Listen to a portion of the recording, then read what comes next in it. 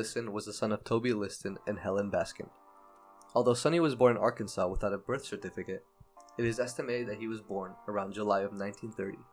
The familial and economical situation that Sonny was born into was deficient to say the least. Subject to frequent beatings by his father, most of which would produce scars still visible as he became an adult, Liston was forced to work on his family farm day in and day out, deprived of basic necessities such as an education and a safe environment to live in. When he was 13, Sonny's mother and some of her children moved to St. Louis in search of factory work. A year later, Sonny would flee to join them, thus also escaping the household his father ruled with an iron fist. For Sonny, the time to turn a new leaf and put his life back on track was now. Although the city presented him opportunities, he would soon come to find out he would never be able to take them. No job could last long. Few were willing to hire an illiterate and seemingly unintelligent African American teen, and the few places he was able to work at placed him in similar exploitative situations as what he had experienced on his father's farm. Similarly, Sonny's attempts to enroll and educate himself within the educational system were short-lived, as he was constantly mocked and ridiculed for his illiteracy. Left with what seemed as no alternative, Sonny used his muscle and menacing 6'1" frame to turn to a life of crime. He and his group of delinquents would be responsible for several crimes within the streets of St. Louis, such as the robbery of a gas station in 1950. Although this robbery and the subsequent 19 months in prison would mark an important shift in Sonny's life, it would not be a shift for the worse, as it would be there where he would meet the prison's priest, Vla J. Stevens.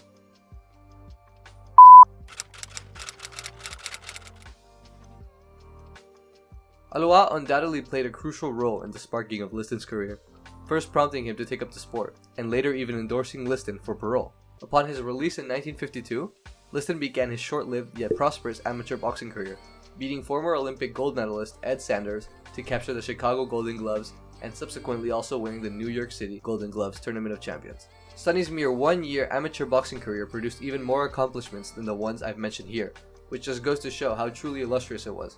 Sonny made his professional boxing debut on September 2nd of 1953, in which he knocked out his opponent in the very first round. This impressive result would set the threatening tone for the majority of his career, going on to win his next 7 fights before losing to Marty Marshall by split decision.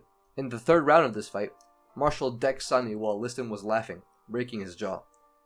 This loss would not hinder Sonny's career in any substantial way, as he would get his get back twice, firstly by knocking Marshall out, and second via unanimous decision win. From here on out, Sonny Liston would become the heavyweight division's boogeyman, rampaging through the division in a fashion so terrifying that everyone and their mothers were scared of him. Having won 25 fights straight, with most of them via KO or TKO, Liston had become much more than just the number 1 contender for the heavyweight belt.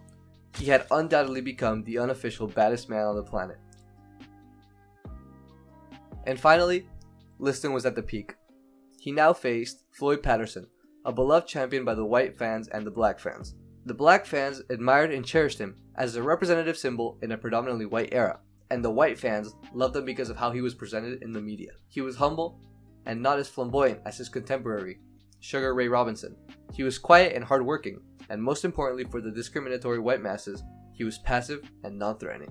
As an advocate against radicalism and suckers fighting for black rights, the mere existence of Floyd Patterson at such an influential position was beneficial to all those who strive to maintain the discriminatory culture of the United States of America. The bout itself, and specifically Liston's performance, did not disappoint. Despite the press predicting a Patterson win, both the betting odds and influential boxing figures, among them Muhammad Ali, stated that this match would conclude with Liston as the definite baddest man on the planet. And there it was. 2 minutes and 6 seconds into the first round, Liston had achieved the 3rd fastest championship knockout in history. Patterson tried to clinch as often as he could, falling prey to Liston's enormous 6'7" wingspan and receiving several clean blows, including a left hook to the cheek of the now former heavyweight champion. Patterson and Liston would meet once more in the ring a couple of months later, in a match that would end the same way, only lasting 4 seconds more than their first bout. To the dismay of those in attendance, Liston was now the king, the heavyweight champion of the world. As I stated previously, crime had followed Liston ever since he moved to the city with his mother, and this trend would continue into his early boxing career. Having to rely on the economic support of underground and criminal figures, Liston, as part of his contract, would regularly work as an enforcer or intimidator for these same groups, doing so also to supplement his income. Although these criminal ties would aid him superficially, over time, Sonny would begin to reap the negative consequences associated with such relationships. The first instance of this would be found in Liston's various encounters and scuffles with the St. Louis police, as it had become commonplace for officers to harass the boxer on account of his criminal record and suspected ties to the underground. These officers would stop Liston on sight, harassing him with whatever was available to them, like on one instance when they began questioning Liston and a friend about a parked taxi in front of their house. Unnecessary and obnoxious encounters like these would almost always be followed by some sort of instigation, with Liston saying on numerous occasions that officers had used slurs and offensive language to degrade him. Liston, in these situations, often reacted as many would, fighting the officers back, resisting arrest and shrugging off whatever physical attacks they would attempt to use on him. Yet, at the end of the day, it would always be Sonny Liston who would end up as the villain. When people saw these violent encounters, they ignored any signs of wrongdoing on the police's part, and immediately painted Liston as the bad guy. Despite the fact that this villainous image had been formed outside of boxing, it would only be a matter of time before it made its way into Liston's career. While Liston was in the middle of his crazy winning streak, these wins were not seen as a display of Liston's talent. They were seen as a destructive force that threatened to destroy the heavyweight division. Due to how the public perceived Liston through the media, it was not uncommon for him to win bouts in spectacular fashion, yet receive zero support from the crowd present. This perception of Liston would also hinder his title match, as although he had become the number one contender in 1960, Patterson would refuse the initial challenge due to his underground connections and the bad image, a move that was supported by President John F. Kennedy himself. Furthermore, Liston's name was slandered by the NAACP, the National Association for the Advancement of Colored People, out of fear that he would be the, quote, exemplary African-American champion in Patterson, and would instill his bad image onto the African-American collectives in the minds of the American people. Once he finally got his title shot and became the heavyweight champion of the world, it seemed to Sonny Liston that the hate and negativity that were constantly surrounding him would dissipate. He now held one of, if not the most prodigious sports titles in the world, and after all of his hardships, Liston felt that he was owed his respects. Arriving in Philadelphia, Sonny had prepared a speech to deliver to the crowd he expected to have as Philadelphia's first heavyweight boxing champion. Unable to read and write, Sonny had memorized word for word the speech that he would give to those who supported him, yet on arrival, he found little more than a few reporters. Those who witnessed Liston's reaction saw nothing but heartbreak, as the man who had reached the peak of the boxing world was yet again rejected by everyone he so desperately wanted to impress. This was well put by Jack McKinley of Sports Illustrated when he said, quote, "What happened in Philadelphia that day was a turning point in his life. He was still the bad guy. He was the personification of evil, and that's the way it was going to remain. He was devastated." End quote. The disdain for Liston did not end once he won his championship. Characteristic of that time, journalists attached many slurs and stereotypes to Sonny, calling him a gorilla, a jungle beast, and whatever else was in their derogatory vocabulary. To add fuel to the fire, the media furthered these labels of Liston being animalistic and primitive by remarking how quiet he always was. Liston was reserved, and his lack of formal education led him to remain quiet and observant in situations in which others would have said something. Despite not having a single shred of evidence to support these ideas, the news outlets, and therefore the people, had already accepted them. As we now know, Sonny dominated and swiftly knocked out Floyd in the Liston vs. Patterson rematch. In response to the boos that fell upon him as a champ once again, Liston finally gave in to what everyone seemingly wanted him to be, stating in his post-fight interview that, quote, "The public is not with me. I know it. But they'll have to swing along until someone comes to beat me." Reporters and fans worldwide had been critics of Liston his whole career, making him out to be the worst thing that could happen to boxing ever since he had gained notoriety. Booed by the masses in what should have been Liston's moments of glory, the peaks of his career, it would take an inhuman effort for anyone to take this on the chin and march forward. And unlike what the media wanted everyone to believe, Sonny Liston was only human. Unfortunately, he had no choice but to become the monster they all wanted him to be. In Sonny Liston's next title defense, his second one since becoming champion, he would match up with Cassius Marcellus Clay Jr., an up-and-coming, loudmouth, undefeated 19-0 boxer out of Kentucky. As was the case for most of his career, Liston entered the bout as a heavy favorite, but this time, he entered undertrained and with an injury to his left shoulder. Although people tend to think that Liston's lack of training was due to him simply not wanting to train, there are records of him asking for the fight to be delayed, and those petitions being denied. As Liston would find out, Cassius Clay was not an ordinary fighter. He was a man who would later become Muhammad Ali, who is, in my opinion, the greatest boxer and athlete of all time. The match would immediately deviate from what everyone had expected. Ali was fast, agile in dodging the very same power punches that had knocked out countless opponents up until then. Rarely getting hit, Ali would deliver fast but effective jabs and the occasional cross. Although Liston would have his moments, this would be the theme for the 6 rounds that the fight lasted, with Liston failing to come up off his stool in the 7th round. Once again, the media piled on Liston while he was at his lowest. His corner claimed that Liston could not continue fighting due to the worsening of his left shoulder injury that he had entered the fight with. And even after a medical revision determined that Liston was, in fact, gravely injured, the media would not believe anything but their own narrative. Several sources made up their own reasons for why Liston had just quit and used the injury as an excuse. And despite the aforementioned medical revision and other credible sources, the rumors that Sonny gave up to Ali are still alive and circulating to this day.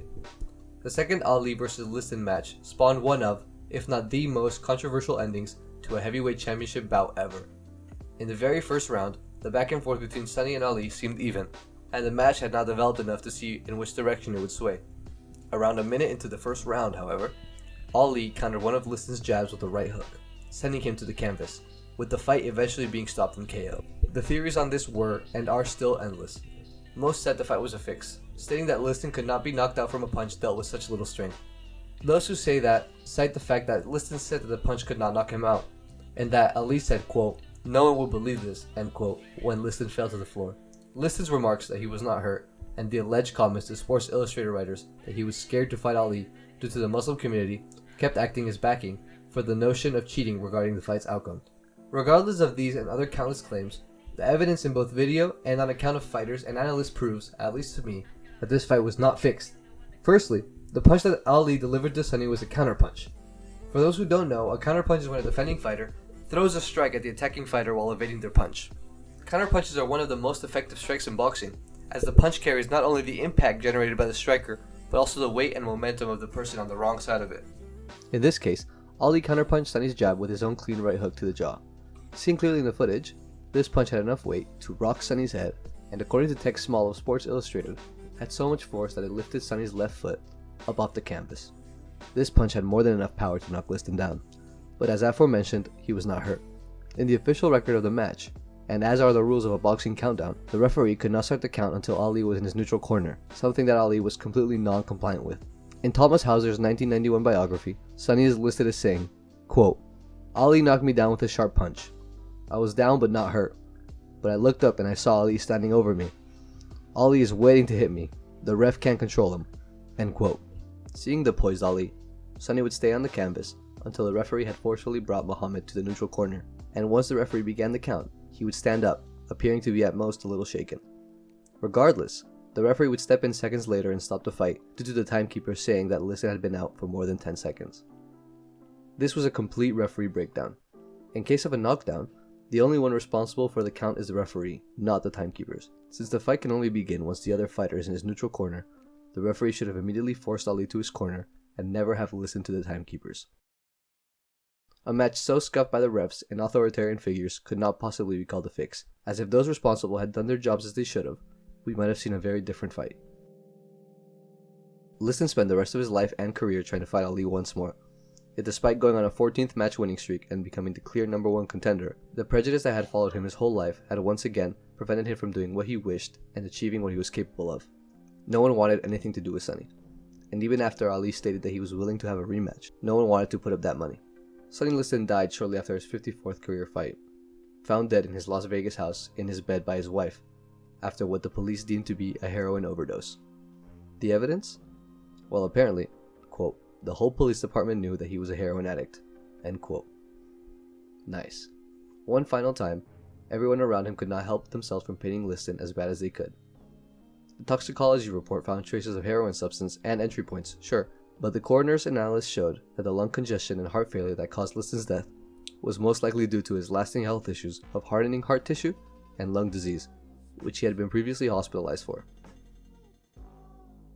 The hand Sonny Liston was dealt was one that no one would have wanted, and it caused his life to go in undesirable directions. He started his life being abused physically by his father, forced to work as a mule for his farm, and when he escaped that, he was targeted and singled out for being unable to read and write, and for the strong, intimidating physique that had been beaten into him. When becoming a boxer, his few moments of glory were completely shattered and invalidated by the disdain that the masses had for him. The people and press said that he had brought this treatment onto himself through the actions of his past and his hostile attitude towards the press. But it was these same people who had been completely incapable of understanding his circumstances, and it were these same reporters who constantly harassed Liston with unsavory questions and clearly provocative remarks. Despite what the media and public said about him, those around Liston knew that he was not an animalistic brute or anything in that ballpark. They knew who he truly was. A reserved, soft-spoken yet intelligent man who, in a life so full of hardship, just wanted the proper respect a champion like him deserved. At a point where Sonny should have been regarded as one of the most important people on the planet, Liston was receiving threats to his life so severely that he was forced to move away from St. Louis, the same city to which Liston had brought the heavyweight championship. Never in a million years would I think that someone who has done so much with so little would deserve to be hated the way Sonny Liston was. He worked so hard for so long and was rewarded with what? Sonny was rewarded with the title of a monster, in various interviews even stating that he now had become the villain, as he had no choice. This video is an apology to Charles Sonny Liston, a man who lived and died undeservingly as the monster everyone said he was. A man who, since his birth, had been fighting for his life. On Sonny's grave are inscribed only the words, quote, "Aw man," what seems to be a final reminder to the world that treated him like an animal, that he was in fact only human.